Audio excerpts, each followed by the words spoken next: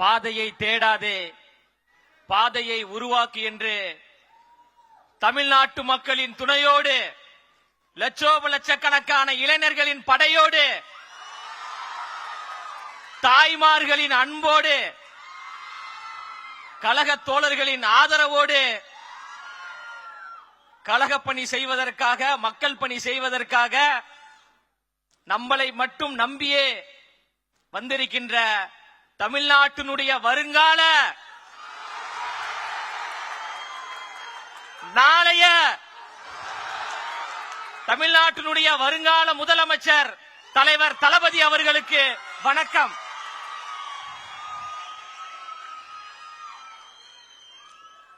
ஏற்றத்தாழ்வுகள் கூடாது, பிரிவினைகள் கூடாது, பாசிசம் கூடாது, பாயாசமும் கூடாது.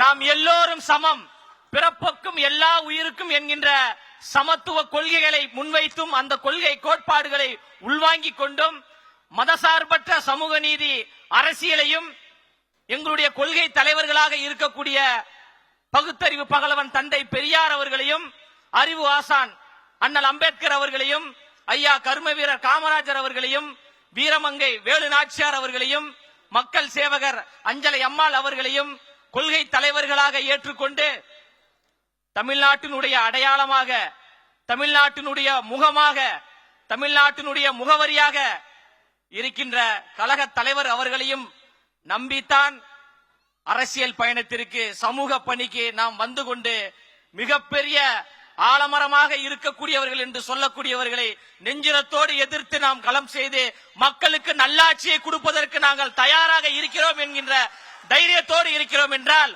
ஒற்றை முகம்தான், தலைவர் என்கின்ற ஒரு ஒற்றை முகத்திற்காகத்தான் நாம் பணி செய்து கொண்டிருக்கின்றோம். தலைவனுடைய முகத்தை பாருங்கப்பா, முதல்ல எங்க தலைவனின் சிரிப்பை பாருங்க.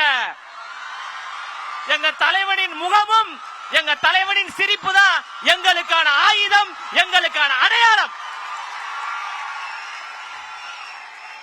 இந்த அடையாளத்தையும் இந்த ஆயுதத்தையும் வைத்து 2026 தமிழ்நாட்டில் தமிழக வெற்றி கழகம் ஆளுங்கட்சியாக இருக்கும் இருக்கும் இருக்கும் என்பதில் எந்த மாற்று கருத்தும் கிடையாது. தன் பின்னாடி வந்த லட்சக்கணக்கான ரசிகர்களை ரசிகர்களாக மட்டும் வைத்துக் கொள்ளாமல் சமூக பற்றாளர்களாக நற்பணி மன்றம் மூலமாக மாற்றினார்.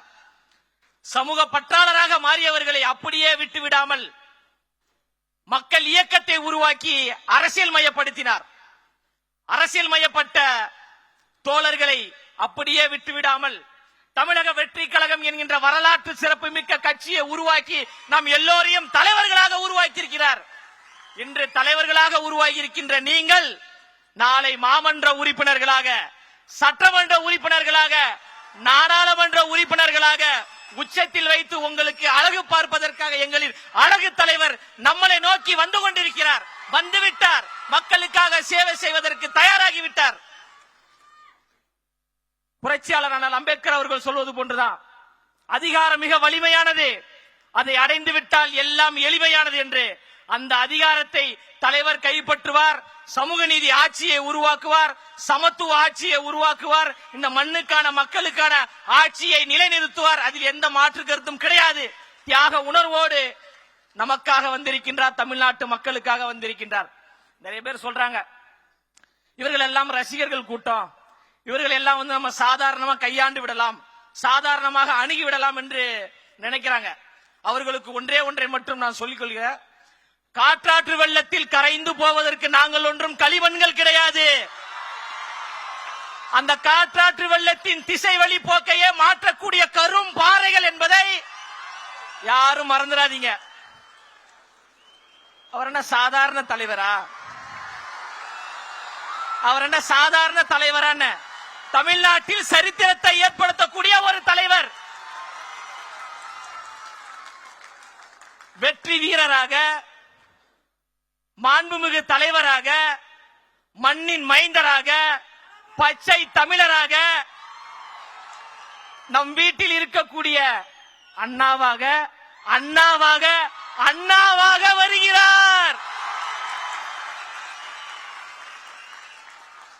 எவ்வளவு அடக்குமுறைகள் வந்தாலும், எவ்வளவு ஒடுக்குமுறைகள் வந்தாலும் அதை சந்திப்பதற்கு நாம் எல்லோரும் தயாராக இருக்கிறோம். நம் உயிரை கொடுத்தேனும் தலைவரை அந்த அரியணையில் நாம் அமர்த்துவோம் என்பதில் உறுதியாக இருப்போம்.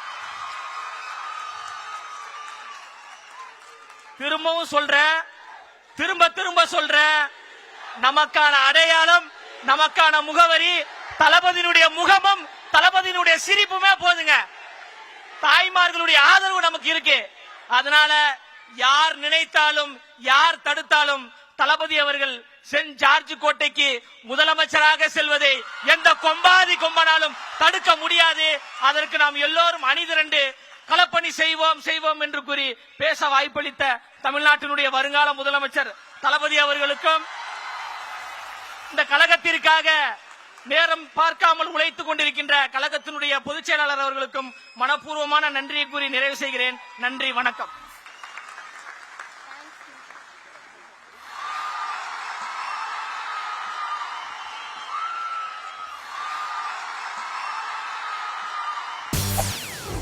செய்திகளை உடனுக்குடன் தெரிந்து கொள்ள உடனே சப்ஸ்கிரைப் பண்ணுங்க.